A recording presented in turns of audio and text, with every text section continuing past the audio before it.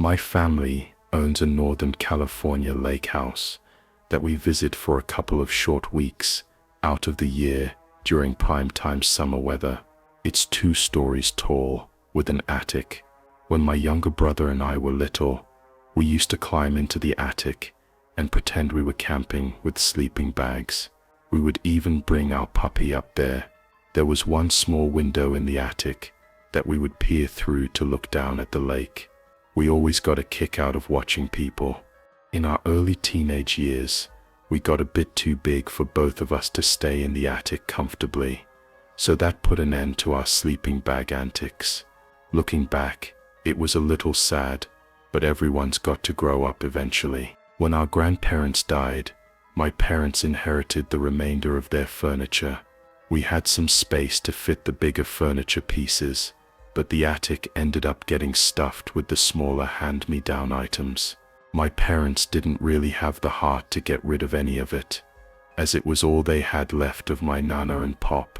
It felt bittersweet putting all of my grandparents' stuff up there, but it felt reassuring knowing that little pieces of their most cherished items were still watching over us in a way. That whole period honestly felt like the ending of my childhood, and I bet my brother would agree. As we got older, it got harder for my family to make it out there to the lake house due to my studies and my parents' work. At best, we could all maybe get a singular week off for a family trip, but nothing beyond that. My parents didn't really want to rent it out during the many months we weren't there, because they were scared of getting their antiques ripped off or broken by sketchy tenants. So for most of the year, it was more or less abandoned, only really being kept up by the landscapers my parents had to deal with. A few years back, they met a local elderly veteran now working as an antique craft restorationist, and eventually signed a year-long lease with him, trusting him not to rough up the place. He was a small, disfigured man with white hair and one of those gruff, greasy beards.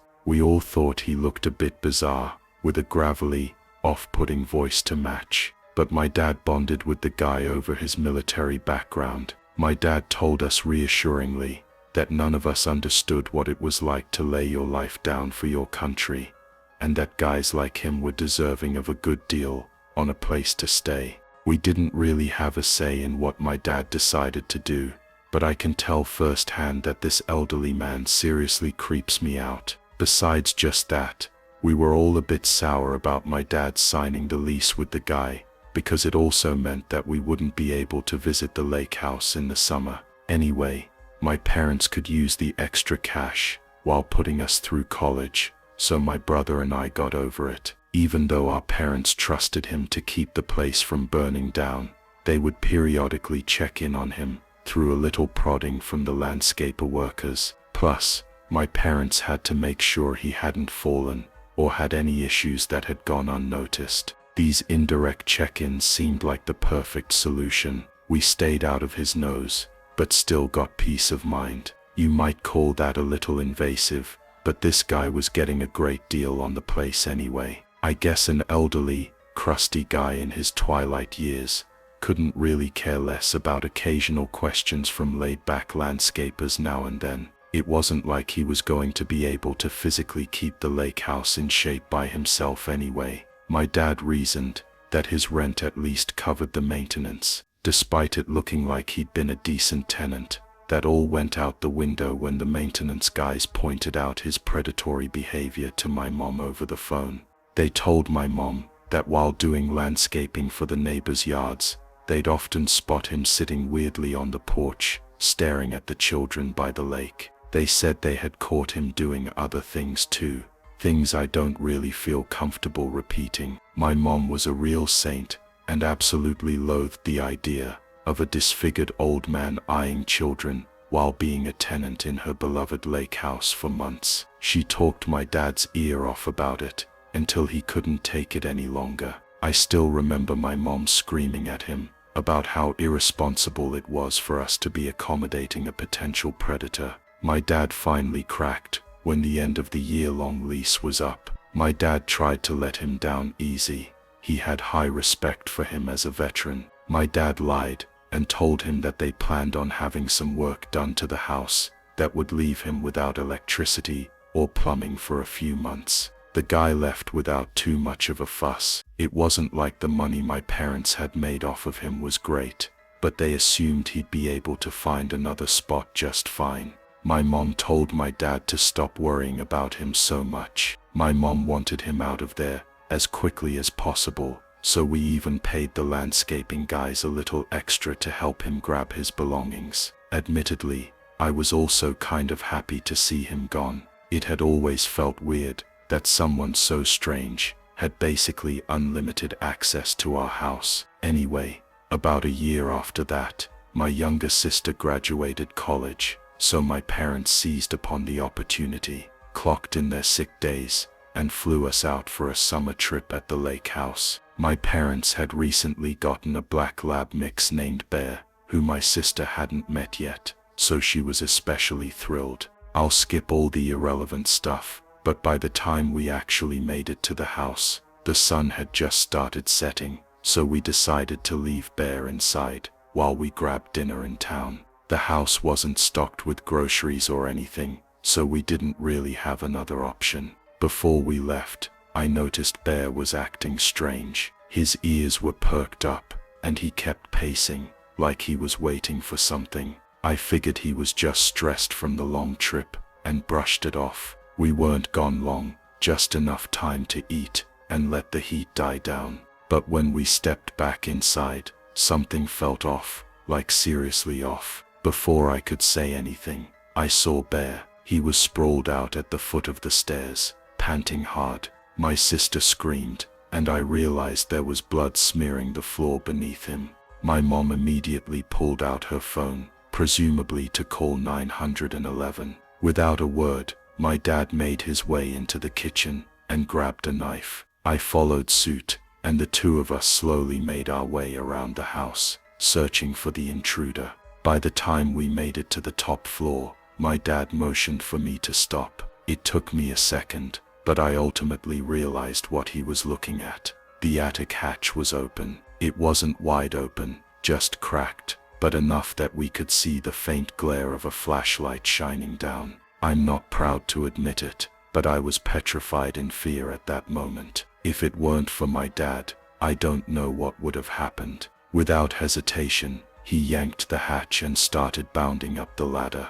I didn't follow this time. I was too scared. I listened, expecting to hear some kind of fight, but no such sound came. Instead, a few moments later, my dad climbed back down the ladder, seemingly calm. He whispered to me that it was our old tenant, and I could tell he was really torn about what to do. My mom eventually came running up the stairs, and when she found out what was going on, she started screaming at the top of her lungs. My dad wanted to let the guy go, but my mom wasn't having it. She had called the police already. Anyway, that was that. When the police arrived, they went up to the attic and carried the guy down the ladder. He looked like he was in really bad shape, and I could tell my dad had nothing but sympathy. The police found our house key on his person, which also angered my mom, because my dad had told her that he had changed the locks. Luckily, Bear survived,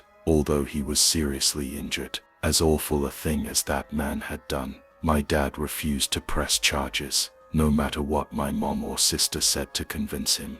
That was actually one of the biggest fights my parents ever had, and I never understood why my dad had so much sympathy for someone who had literally stabbed his dog. This all took place about a year ago, and we haven't been back to the lake house since. I really hate to say it, but this experience seriously tainted my childhood image of that house. I can't say I want to go back anytime soon.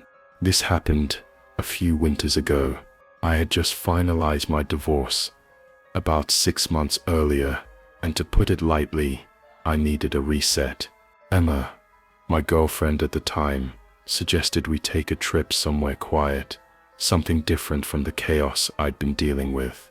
We found a rental on a lake in upstate New York, and I booked it for a week without much thought. The place was exactly what I was looking for, a modern but cozy house positioned right on the lake, surrounded by woods, with only a handful of other properties scattered along the shoreline. Most of them were empty. It wasn't exactly peak season for lakefront living. I welcomed that though. I really just wanted to be as far from civilization as possible. The host wasn't going to be there, but he gave us some detailed instructions on where to find the keys, some stuff about the house, you know, all the standard Airbnb stuff. We arrived in the morning, and when we got there, there was a small package sitting on the front steps waiting for us. There was no return address, just a little handwritten note that said, "Enjoy your stay, make sure to stay warm." That part was kind of cute, but there was something else in the package, a tiny box of matches. We figured it was some kind of welcome gift, a weird one, but harmless enough. Emma laughed and made a joke about how the upstate people have always been a little odd, and that was that. The next 2 days were exactly what we wanted. Long hikes through the snow, hot drinks by the fireplace, total peace and quiet. Oh yeah, I should probably mention that the snow had been steadily falling since we arrived. Not quite a blizzard, because there wasn't that much wind or fog, but there was enough snow to make the landscape feel untouched. It was perfect. I think it's a good time to describe the layout of the house, at least somewhat. The master bedroom, where we slept, was on the 2nd floor. It had these massive windows across from the bed that overlooked the lake. The roof, or at least the windows, must have been pretty thin, because we could hear the patter of snowflakes from inside, which was a really nice touch. There was also a skylight in there, so we could fall asleep to the beautiful sky and snow. Sometime after midnight, on the 3rd night, I woke up to a sound. It was barely audible, over the sound of the wind and snow. The first thing I noticed was actually the storm. The snowfall had gotten considerably heavier since I had fallen asleep, and the outdoors was starting to resemble more of a blizzard.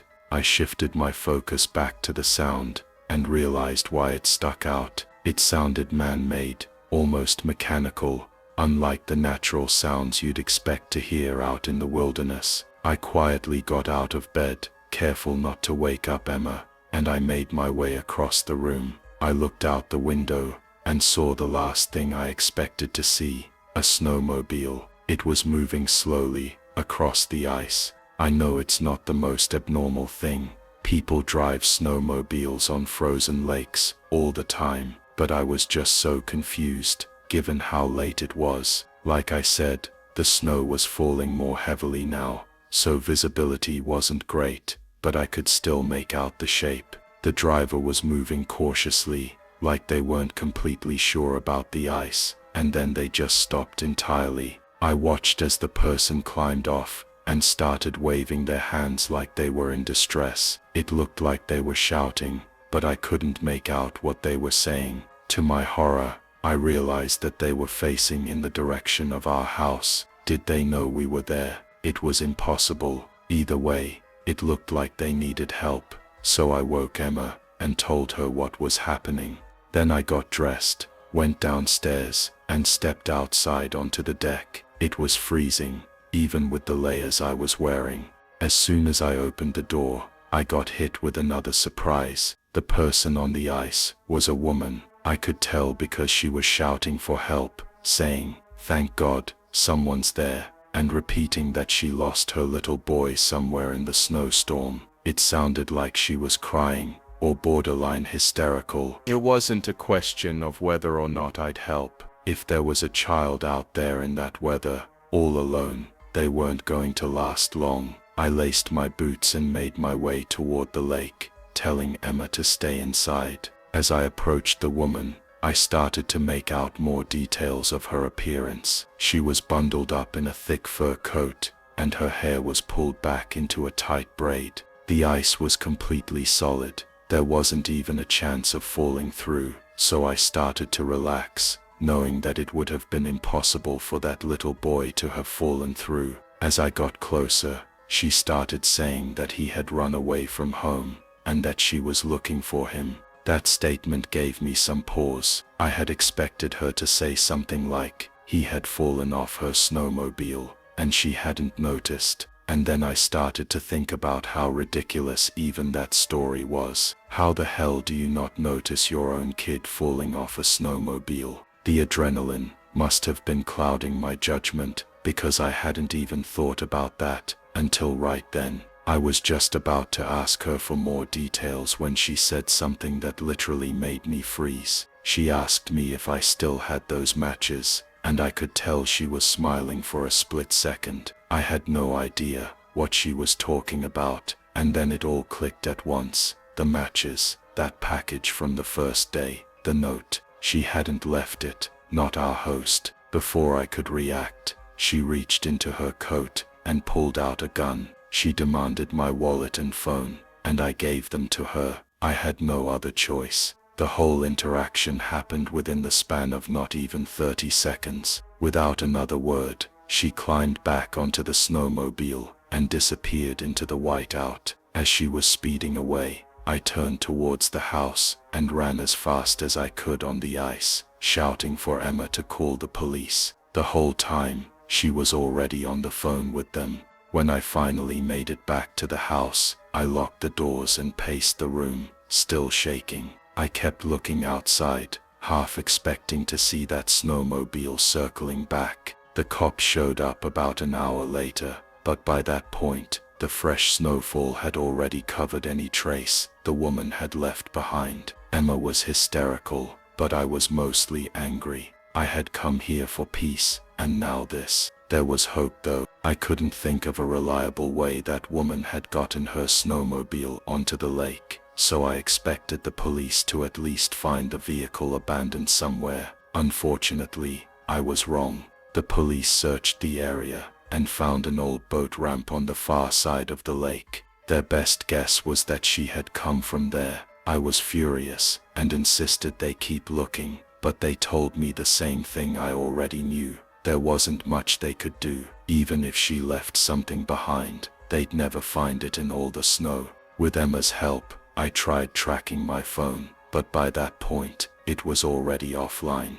The one good thing about the whole ordeal was that the Airbnb host refunded the entire trip. He sounded genuine on the phone and confirmed that he knew nothing about a welcome package, but something about the whole thing didn't sit right with me. How could that woman have possibly known we'd be staying there, and why go to such elaborate lengths just for a simple robbery? I couldn't help but think the host had something to do with it, but I had no proof. I brought it up with Airbnb, but they were about as helpful as you'd expect. I know I've always been a paranoid guy, but for the longest time, after that, I couldn't help but feel that my ex-husband had something to do with it. It honestly makes me angry writing about this. I can just imagine his stupid face laughing at my expense. I've since come to terms with how likely that possibility is, but the whole thing still doesn't make any sense. Even now, I have no idea why someone would do all of that just for a wallet and phone, unless they were seriously messed up in the head and got some kind of sick pleasure out of it. It had been months since my last real break. Between work, life, and the general mess of adult responsibilities, I felt like I was about to snap. My friends, Sarah, Ben, and Alex, suggested we get away for the weekend. A small cabin in the woods, far away from our usual lives. No cell service, no distractions, just peace and quiet. After some hesitation, I agreed. It was just what I needed. We rented a secluded cabin in the Adirondacks, tucked away from the world. The drive there was long, winding through dense forests and steep hills, but once we arrived, I was relieved. The cabin was cozy, nestled next to a small lake, surrounded by towering pine trees. The air was crisp, and everything felt so still. It almost seemed like the world had forgotten about this place. The first day was perfect. We spent the morning hiking along the lake, laughing and catching up on everything. By the evening, we were sitting around a fire, toasting marshmallows and sharing stories. The The sky darkened early, and we were tucked away in the warmth of the cabin, enjoying our isolation. On the second day, Alex suggested we explore further. "There's a trail over there." He pointed toward the tree line. "I bet it leads somewhere interesting." We grabbed our backpacks and set off into the woods. The trail was narrow but well worn, clearly used by others before us. We followed it for what seemed like hours, the trees growing thicker and the air colder as we walked deeper into the forest. Just as we were about to turn back, we stumbled upon something strange, an old rusted sign hanging from a twisted tree. The wood was weathered, but the faded letters still read, "Welcome to Ashford." We stood there for a moment, confused.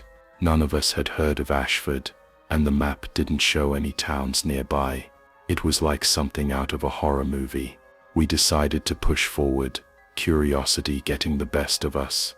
The trail led us to a clearing, and what we saw next made our blood run cold. In the distance, barely visible through the trees, was a town, abandoned, seemingly frozen in time. The buildings were dilapidated, windows boarded up, and weeds had overtaken the streets. It looked like a ghost town. Old-fashioned wooden houses, a small church with its steeple broken, and a clock tower that had stopped at midnight. "Is this even real?" Ben whispered, his voice trembling. We cautiously entered the town, the air thick with an eerie silence. Not a single sound, not even a bird. The streets were covered in thick layers of dust, and the whole place had the smell of decay. We ventured deeper, taking in the strange sights. There were remnants of a past life here, discarded toys, abandoned bicycles, and rotting furniture left out in the open, as if the people who lived here had simply vanished. We found a dusty old store at the end of the main street. The door creaked as we pushed it open, the hinges protesting after years of disuse. Inside, the shelves were empty, except for a few cobweb-covered cans and jars. But there was something else. On the counter was a dusty, leather-bound journal. It looked old, with pages yellowed by time. I picked it up, my heart pounding as I flipped through its pages. The entries were strange, written in frantic scrawl. "They're coming. I don't know how much longer we have. They said the path is closed. They said we shouldn't go back. But I have to. I have to see her one last time. We heard them last night. Their voices. We thought it was the wind. But it wasn't. It's them. The ones who left. The ones who never came back." The last entry was nothing but scribbles, the ink smeared as if the writer had been shaking uncontrollably. "Guys, we need to leave," Sarah said, her voice strained. She was pale, looking over her shoulder nervously. "This place feels wrong." I couldn't agree more. We were about to turn back when a loud bang echoed through the town. It sounded like a door slamming, but there was no wind. The hair on the back of my neck stood up.